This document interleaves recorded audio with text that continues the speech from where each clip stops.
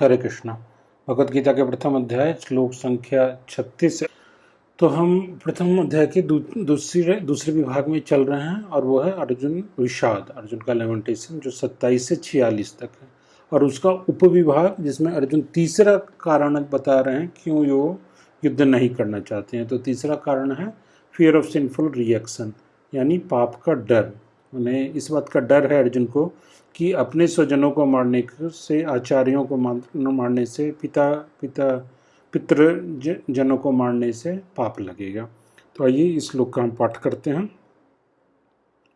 पापमेवाश्रयेदस्मान् हत्वेतान् आततायिनः तस्मान् नार्हया वयं हन्तुं धार्तराष्ट्रान् सबान्धवान् स्वजनं हि कथं हत्वा सुखिनः स्याम माधव। आततायिनः एतान् हत्वा, आततायिनः एतान् मतलब ये इन सब आतताइयों को, आततायिनः एतान् इन सब आतताइयों को, हत्वा पापमेव अस्मान् आश्रयेत्, हत्वा पापमेव अस्मान् आश्रयेत् मतलब इन मारकर हमें पाप ही लगेगा, यानी कि इन सब आतताइयों को मारकर हमें पाप ही लगेगा।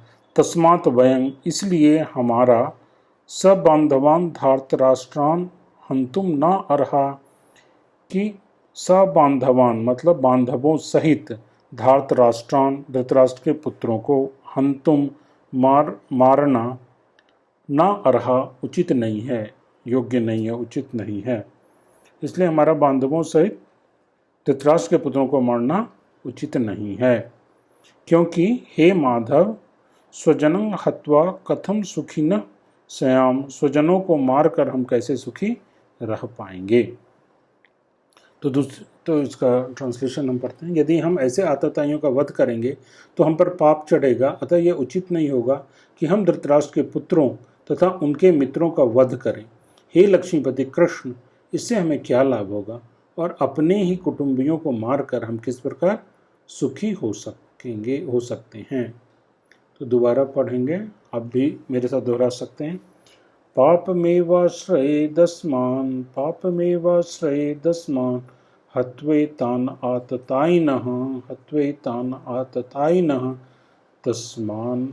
तस्मान् नार्हया वयं हन्तुं, तस्मान् नार्हया वन्तुं धार्तराष्ट्रान् सबान्धवान्, धार्तराष्ट्रान् सबान्धवान् स्वजनं हि कथं हत्वा, स्वजनं हि कथं हत्वा सुखिनः स्याम माधव, सुखिनः स्याम माधव। यदि हम ऐसे आतताइयों का वध करते हैं तो हम पर पाप चढ़ेगा, अतः यह उचित नहीं होगा कि हम धृतराष्ट्र के पुत्रों तथा उनके मित्रों का वध करें।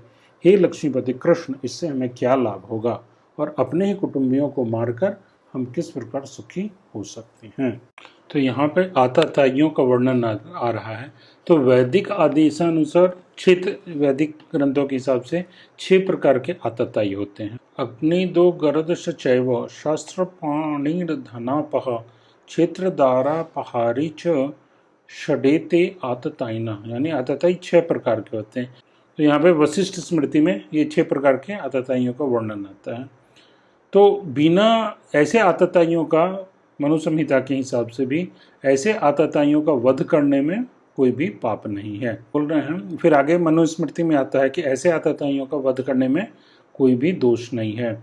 आततायिनाम अयांतम हन्याद एवा विचार्यान नाताताई वधे दोषो हंतर भवती क्षणा।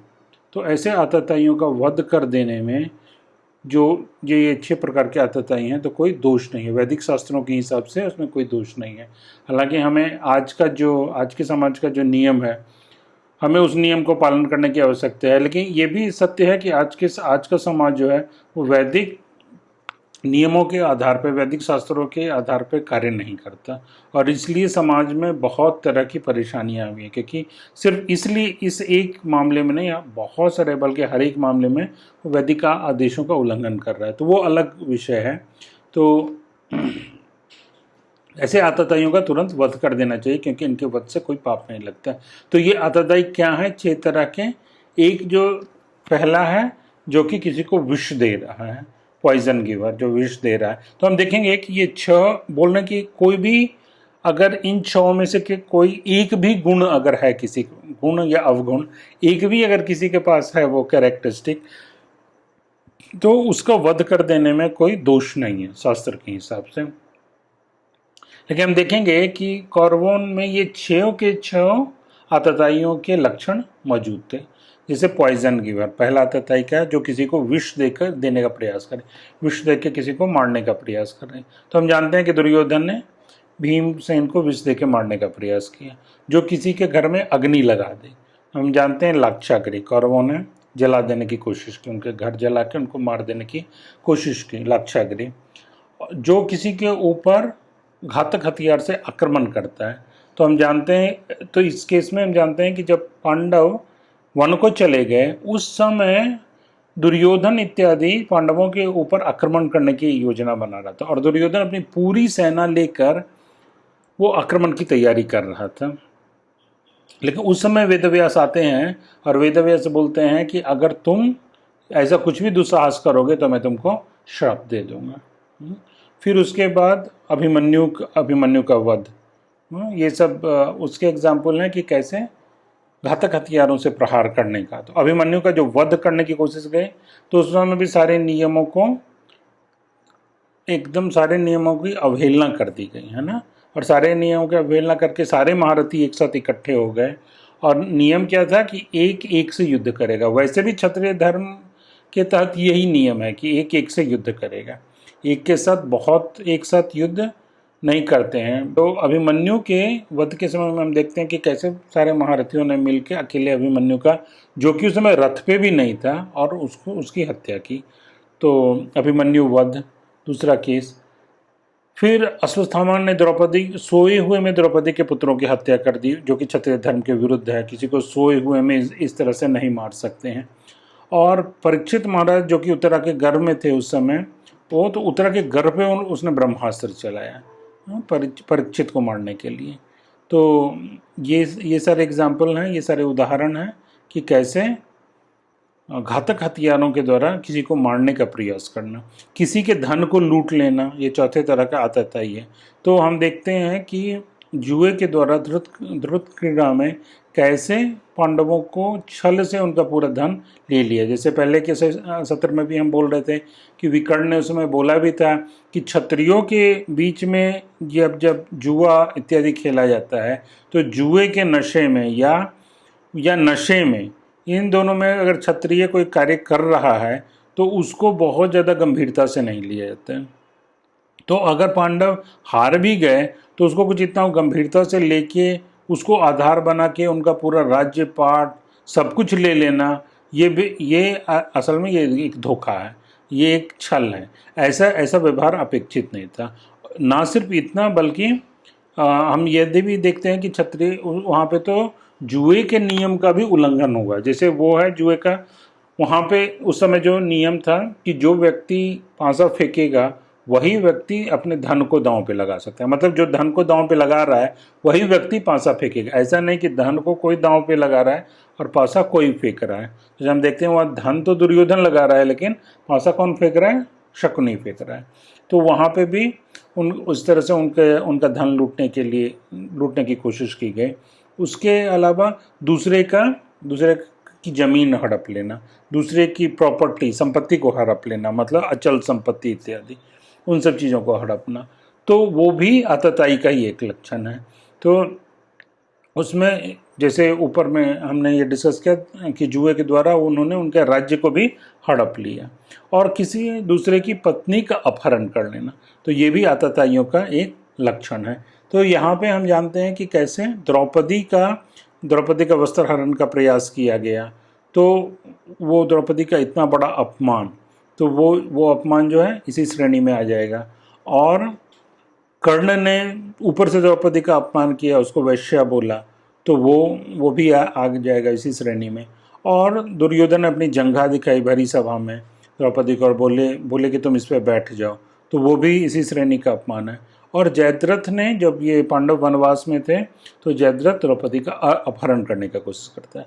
तो इस तरह हम देखते हैं कि कौरव जो है वो ये छह प्रकार के आतताइयों के श्रेणी में आ जाते हैं, जबकि शास्त्र बोलता है कि अगर कोई एक प्रकार का भी आतताई है तो उसका वध तुरंत कर देना चाहिए और उसके वध में कोई दोष नहीं लगता है। तो जैसे मैं बोल रहा था कि आज के समाज के हिसाब से तो हम आज के समाज के नियमों के हिसाब से चलेंगे, लेकिन शास्त्रिक विधि यही है। वैदिक काल में ऐसे विधि का प्रयोग होता था। तो यहाँ पर अर्जुन का जो है वो है क्षत्रिय। अर्जुन से क्या उम्मीद की जा रही है कि वो क्षत्रिय धर्म का पालन करें, है ना। तो भगवान उससे बोल रहे हैं, उम्मीद करें कि तुम क्षत्रिय धर्म का पालन करो, और भगवान तो स्वयं आज्ञा दे रहे हैं, तो वो तो भगवत धर्म भी हो गया। तो क्षत्रिय धर्म के हिसाब से भी ना सिर्फ जो व्यक्ति गलत कार्य कर रहा है उसको दंड देने से उस व्यक्ति का भी भला होता है, और क्षत्रिय भी चूंकि अपनी ड्यूटी को पूरा करता है, अपने उत्तरदायित्व को पूरा करता है, अपने कर्तव्य को पूरा करता है, तो दोनों ही दोष से बच जाते हैं, वरना दोनों को दोष लगता है। मतलब क्षत्रिय को दोष कम लगेगा, लेकिन जिस व्यक्ति ने गलती की, अगर उस व्यक्ति को यहाँ पे समुचित दंड नहीं मिलता है तो क्या होगा, या तो वो व्यक्ति बाद में नरकगामी होगा और नरक में जाके कष्ट पाएगा, या दूसरे जन्म में उसको कष्ट मिलेगा।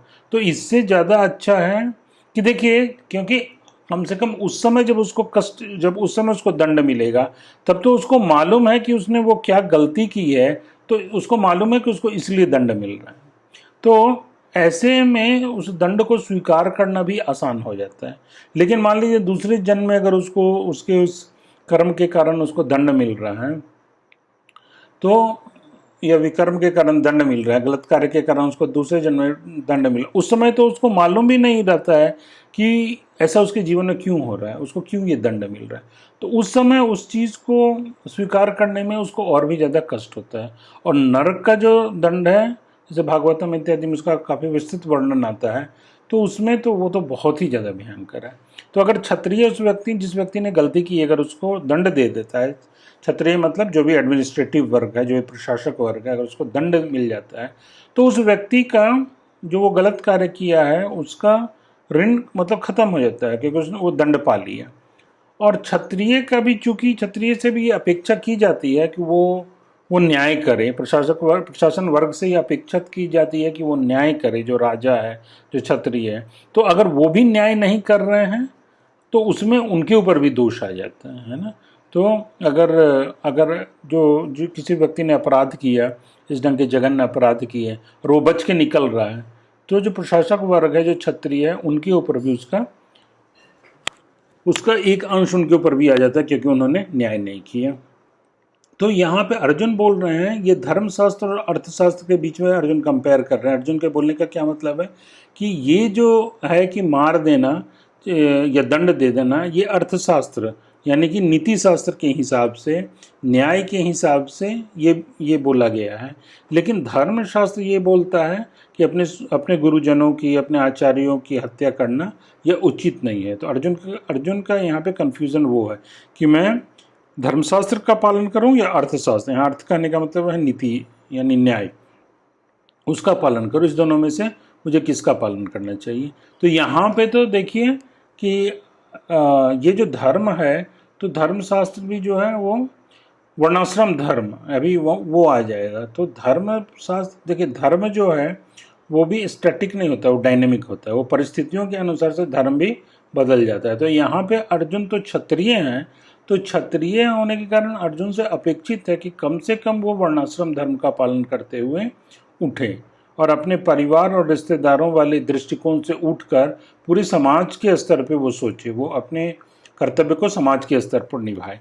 तो वो धर्मशास्त्र की बात आ जाती है। और इस श्लोक में भगवान श्री कृष्ण को माधव कह के संबोधित करते हैं, श्यान माधव। तो माधव यहाँ बोलने का क्या मतलब है, माधव का अर्थ क्या है, माँ मतलब लक्ष्मी और धव मतलब पति। तो जो लक्ष्मी के पति हैं, यानी लक्ष्मी माता को शुभ का संकेत मानते हैं, मतलब वो शुभ को दर्शाती हैं जीवन में, शुभ, शांति, सुख इत्यादि, ऐश्वर्य का। तो आप माधव हैं, आप तो लक्ष्मी के पति हैं, तो ऐसा युद्ध करके जिसमें कि मुझे मेरे स्वजनों को मारना पड़ेगा, आचार्यों को मारना पड़ेगा और मैं पाप का भागी बन जाऊंगा, तो ऐसा आप क्यों कर रहे हैं। आप तो माधव हैं, कहने का मतलब है, अर्जुन बोल रहे हैं भगवान को, आप तो माधव हैं। तो ये अशुभ कार्य मेरे जीवन में क्यों हो रहा है, मुझे क्यों इन लोगों को ऐसे मारना पड़ेगा, ऐसा बोलने का प्रयोजन है, माधव बोलने का प्रयोजन है। लेकिन श्रील प्रभुपाद बोलते हैं कि भगवान कभी भी किसी के जीवन में अशुभ कार्य नहीं करते हैं, इन ऑस्पिशियस काम नहीं करते हैं, यानी कभी किसी को भी वो नुकसान नहीं पहुंचाते हैं। हाँ, भगवान श्री कृष्ण कभी भी किसी को नुकसान नहीं पहुंचाते हैं। तो कई बार ऐसा किसी भक्त को या किसी को ऐसा महसूस हो सकता है कि उसके जीवन में कुछ ऐसी घटनाएं हो रही हैं या भगवान उसके जीवन में कुछ ऐसा कर रहे हैं जो कि शुभ नहीं है, जो कि मिसफॉर्चून जिसको बोलते हैं वो। तो ऐसा, तो उसके लिए क्या बोलते हैं कि भगवान जो हमारे जीवन में कर रहे होंगे, ऐसा हो सकता है कि वो सुखकारी नहीं हो, लेकिन उससे लाभ जरूर मिलेगा, है ना। So it may not be pleasant but it will be benevolent. तो उससे लाभ जरूर मिलेगा, भले वो सुखकारी नहीं हो। और उसको किस उदाहरण से समझाते हैं, जैसे एक सर्जन है, हाँ, वो सर्जन क्या कर रहा है, सर्जरी कर रहा है, हाँ, डॉक्टर है जो सर्जरी कर रहा है। तो सर्जन के हाथों में चाकू है, कैंची है, तो वो जब कट करेगा, चीरा लगाएगा पेट में या कहीं भी, तो उससे दर्द होगा, है ना। तो क्षणिक रूप से या तत्कालीन रूप से दर्द हो सकता है, लेकिन अंततोगत्वा उस सर्जरी से क्या होने वाला है, लाभ ही होने वाला है।